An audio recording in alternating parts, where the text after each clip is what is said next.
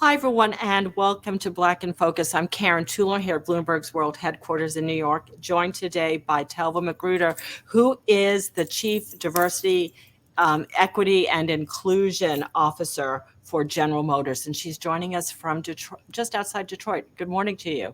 Good morning, Karen. Thank you for having me. Great to talk with you. We have so much ground to cover. Pardon all puns, but I won't be able to resist saying ground to cover and driving in the right direction.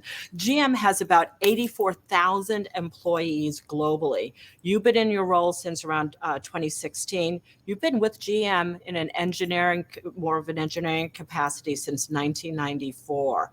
Um, GM says one of its goals is to become the most inclusive company in the world, which is a really ambitious goal, and we like ambitious goals.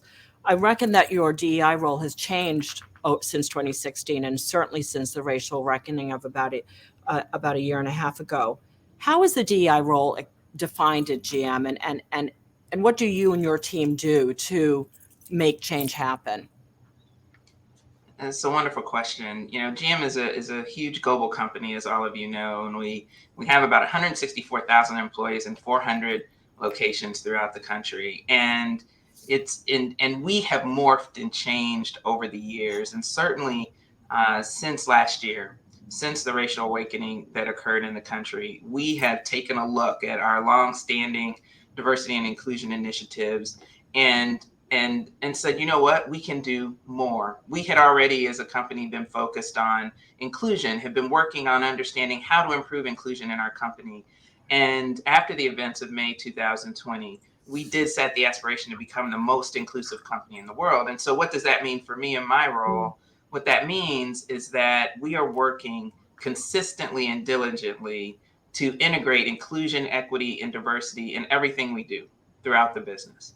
In order to meet that aspiration, we need not only our leadership team, but all of our really highly talented employees to be in on inclusion. And what that will allow is it will allow us to create a strong, high-performing team as we work to change the automotive industry. And so the big thing that's changed is that we're rethinking what inclusion, equity, and diversity mean to us and how it will help our team members, come to work and be their best possible selves every day so that we can deliver on the future of the automotive industry. Well, so I do want to delve into that because there's so many different types of diversity. There's transportation equity. We can talk about supply chain, but let's first talk about those employees. You said that you've had some programs that existed before a year and a half ago. What's one or two of those programs that you've looked at and thought, we can retool this a little bit to get further along? Yeah, absolutely. We've had relationships. I'll take an example. We've had relationships with historically Black colleges and universities for many years, and we have been focusing on a couple of key HBCUs that are aligned with the skills and talents that we utilize at General Motors. And when we stepped back and looked at it, we've known for a little while, hey, we can do more, and we have been doing so through engagements with organizations like Career Communications Group and Women of Color and Technology Awards and Black Engineer of the Year Awards, which are very closely tied to HBCUs. So we have been expanding our reach that way, but we realized we could do more. We started conducting webinar series that were created specifically for students at HBCUs to share with them what we're doing at General Motors so they understand a lot more about us. Decreasing that barrier where, students at HBCUs may say GM's not interested in me. So went straight to the students, brought our team members of a very diverse group of team members to spend time with them, built relationships with the deans in several universities. So that the deans understand more about us and can help us understand how we may share webinar information that's great for the students. And that program has increased to multiple universities because it's been so well received. And so that's one of the key things that we've done to lean in and help students learn more about us and help us learn more about them. So Yeah, I was looking because there was a question I was going to have further down the road. But when you're looking at students from historically Black universities or any university, are you providing the type of feedback that's saying, these are the types of jobs that we're going to be interested in now and in the future? And um, are you helping the schools and the students understand the types of curriculum that might be needed? Is that exchange of information happening? Exactly. Yes. And that's exactly one of the things we were achieving through the webinar series. But we also do that in many different ways in terms of our Hmm. talent acquisition and talent outreach.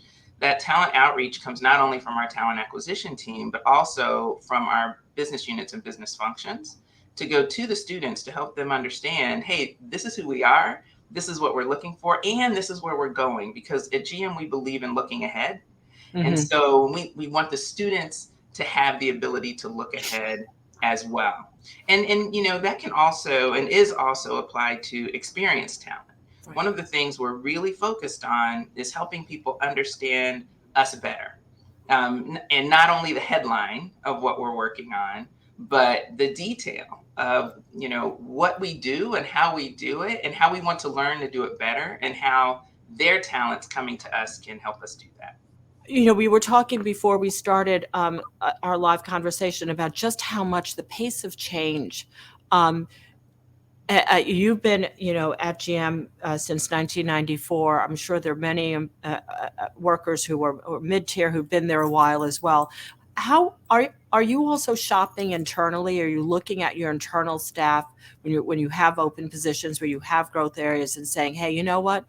It's almost like shopping out of your closet. We might have the talent right here. May have people who haven't thought that they can apply these sets of skills to this job. And I think that's often pertains to women who think, unless we're 100% at something, we don't raise our hands. Is Yes. that happening? Absolutely. And really, a lot of people think of the question you just asked as a question about, simply talent.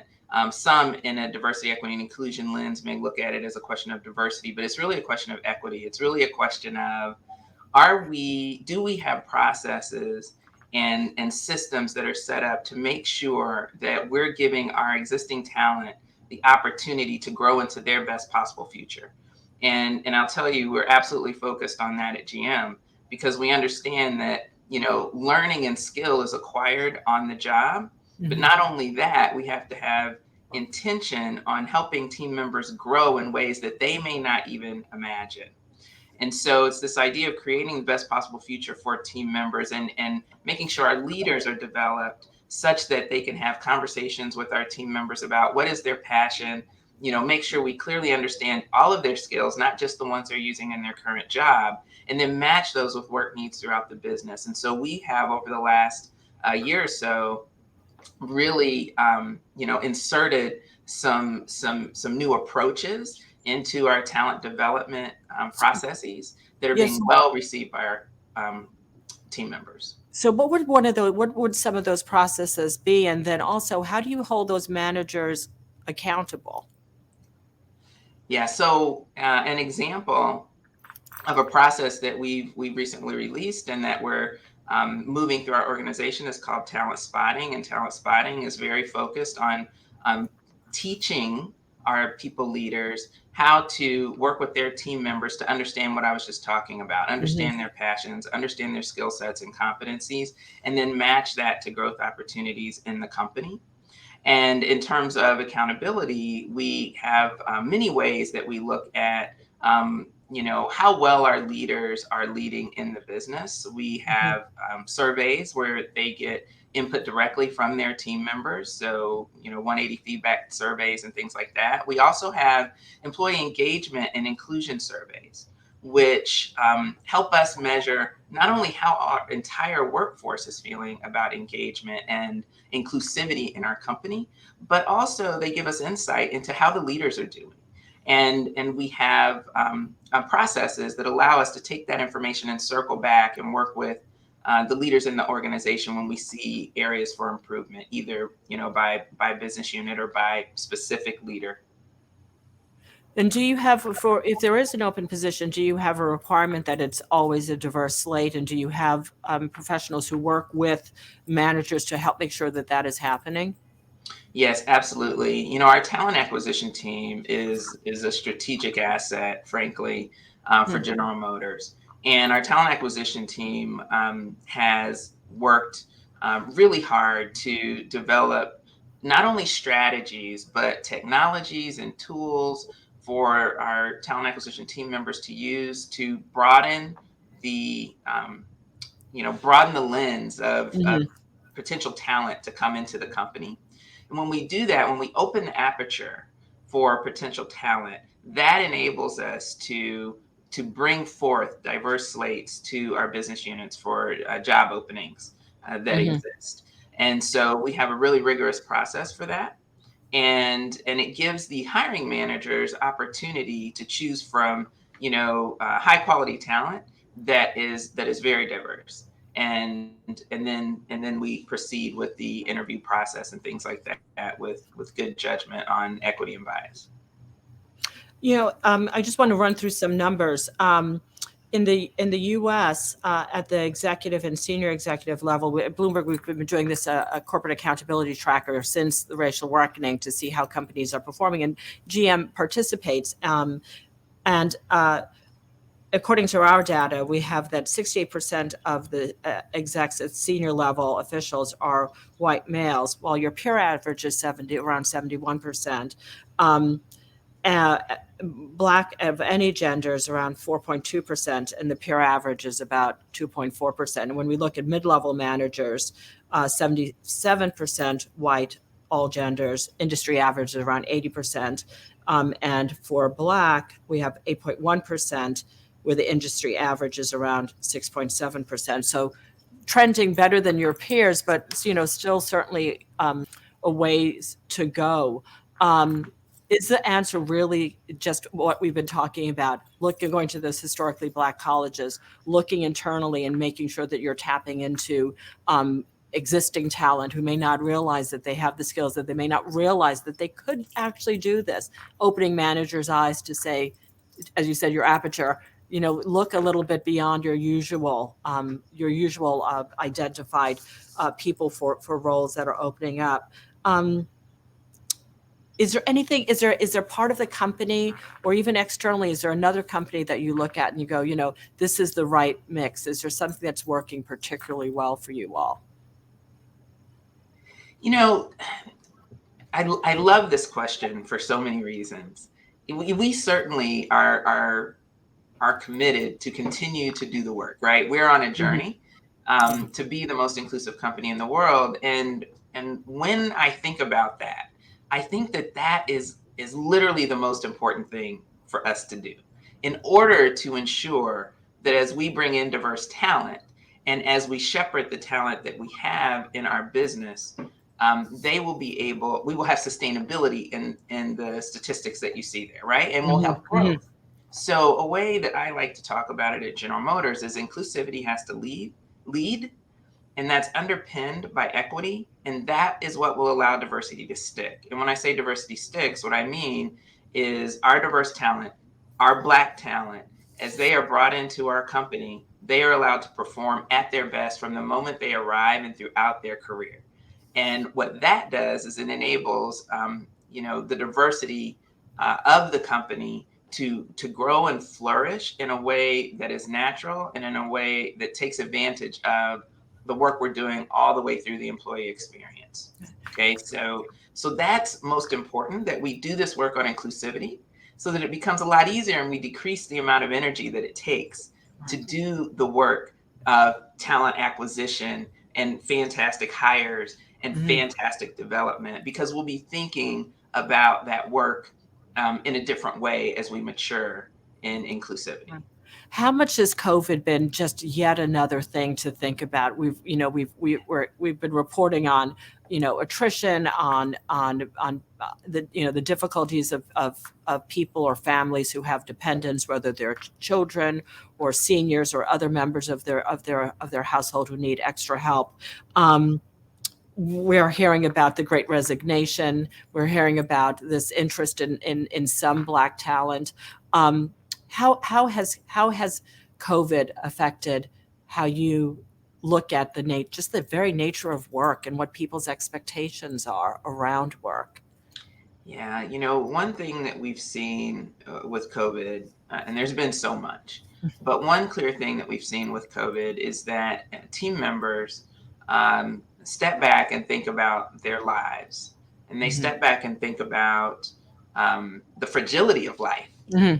and they think about their day-to-day work and what it's like for them and their ability to balance their family and their work life and Mm-hmm. things of that nature. And we know in the Black community that team members that have had the opportunity, and this is outside of General Motors, this is overall in general Mm-hmm. in let's say corporate America, team members that have the ability to work at home have tended to appreciate that a lot more, honestly, than maybe some that are not in the Black community, because their ability to collaborate has improved generally, based on some research that's been out, and their ability to avoid microaggressions and things like that has increased.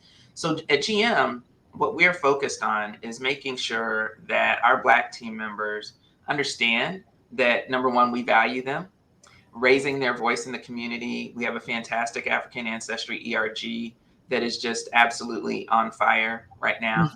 But we also keep the dialogue open and ask for consistent input from our Black team members and all of our team members, so that our decisions and our solutions when it comes to handling the pandemic and the future of work are aligned with what's going to help them be more successful, in recognition of the dynamics that are going on globally.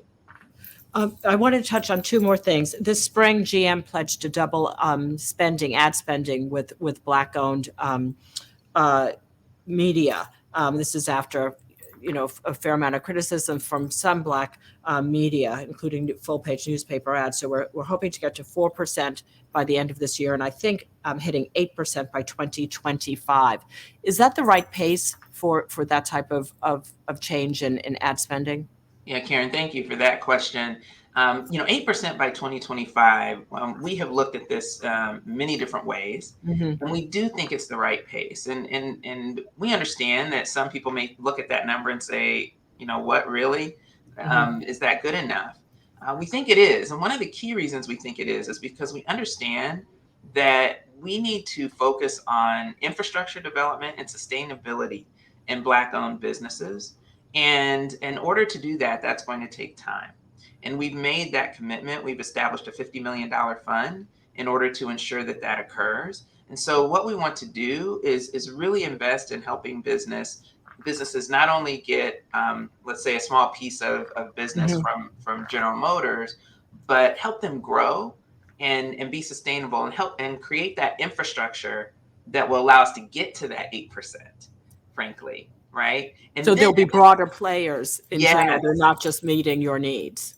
Yes, right. Absolutely. They'll be able to grow. We will be at 8%, but they'll be able to grow and meet, needs of others. Right now, the industry is not as strong as it needs to be when it comes to Black-owned companies. And what we want is for that to change. Are you hearing more from your from shareholders and other stakeholders on the ESG conversation has expanded so much? How much do you hold your supply chain to the GM standards? Yeah, we've made it very clear in our inclusion guiding principles, the guiding principles of our inclusion advisory board, that we want those that we work with to espouse the same values that we do. And as we aspire to be the most inclusive company in the world, this is a race to the top. We want everyone to be more inclusive, and that includes those companies that we work with. We are also committed to help them with that and to learn from them on our journey. And so, yes, we have high expectations of our suppliers, of our dealer partners, et cetera, but we're also committed to walk that journey with them. My final question, I did a little researching, and you've been at GM since 1994. Unleaded gasoline was phased out entirely in the United States in 1996. It was 25 years ago. Now we have battery powered cars that drive themselves, do all sorts of wonderful things. And this relates to your employee base as well and your customers. If we were both here 25 years from now, God willing, what are we going to be talking about? What are the skills? What is business going to demand? What are consumers going to demand? We've gone to the heavens in spacecraft with less technology that's in the average low end car. What does the future look like? Oh, that is such a fantastic question. And for an engineer and a a science buff, I'd love to answer that question. The future is going to be so much more responsive to the needs of people and to the needs of community than it ever has been before. I think the future is going to be adaptable. And we talked a little bit about how at General Motors we're changing and improving and innovating faster than we ever have before. And we need to, because in the future of work and in the future of society, people are going to be more amenable to change and will expect it. And so it's hard to say exactly what the future of mobility looks like, but we do think it'll be service based. And GM is going all in on software and services. And what I'll say as the Chief Diversity, Equity, and Inclusion Officer is that I am absolutely convinced that the future of mobility will be putting people, first in terms of safety, in terms of quality of life, and in terms of their people's ability to be with their families. Because that's what people are valuing more and more every day. And so we're looking at a future of zero crashes, zero emissions, and zero congestion at General Motors, which will improve people's lives. And we'll do that however it takes. Telva, that's going to be it. Thank you for joining us today and really enjoyed our conversation. Telva McGruder, Chief DEI Officer at GM. Next week for the U.S. Thanksgiving, we'll revisit our opera conversation with Terrence Blanchard. So we'll see you then. Have a good weekend. Have a good holiday.